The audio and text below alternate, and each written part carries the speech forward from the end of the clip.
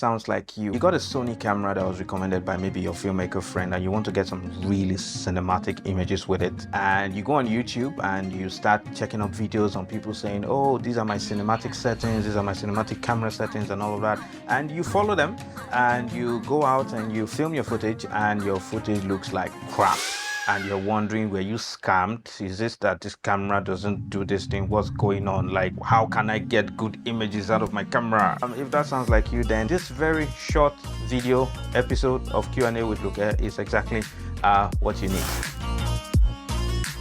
So now, before we get into the camera settings, the reason why this thing is happening to you is because, let's say you went on YouTube now and you took the cinematic settings of a lady or a guy who does a lot of travel videos. Because he's doing travel videos, probably 70 to 80% of his work or her work is outside, it's exterior.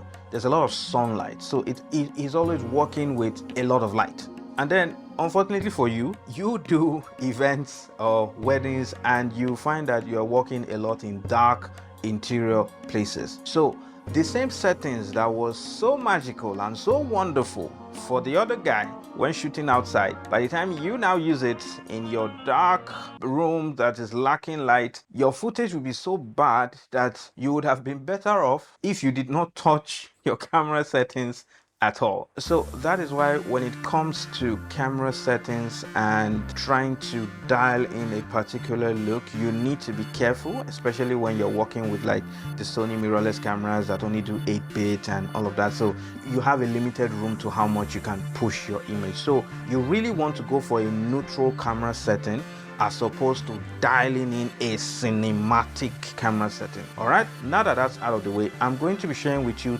two main settings that you should always do if you're using a Sony mirrorless camera. Whether you're using a Sony a6000, whether you're using a Sony a7 III, whether you're using an a7S III, whether you're using a a7R4 or ZVE1, or oh my god, there's so many cameras. Now, of course, not everybody would agree with me, but from a professional colorist point of view, these are the settings that you want to use, because with these settings, not only do you give your colorists a neutral base to which they can dial in whatever look they want, but in the event that you are now having to match your camera with another brand, with another camera brand, these settings will also give a very good starting base to be able to do that. Take it from someone who has matched footage from a Blackmagic 6K, a Canon C300 Mark II, and a Sony a7S III, one scene.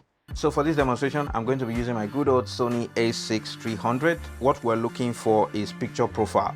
It might be a little bit different on your own camera. Sony and their menus can be very annoying, but just find it on your own camera. I can't babysit you now. Oh, by the way, sorry, in case you don't know, the dial, I shouldn't have to be telling you this, but just in case, the dial, you want to be dialing it to video. You don't want to be shooting on shutter priority and all those other things. Just stick to video. If you don't have video on your own camera, stick to manual. If you're on the a6-300, under the first camera icon, you want to go to number 5, submenu number 5, and at the bottom is picture profile.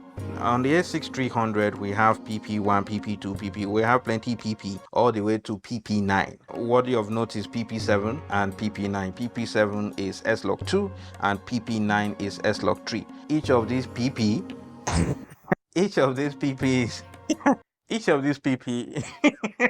oh my god. EK is strength. EK is PP. Each of these PP is customizable, okay? It's not set in stone, but the default PP7 on the a6-300 is S-Log3.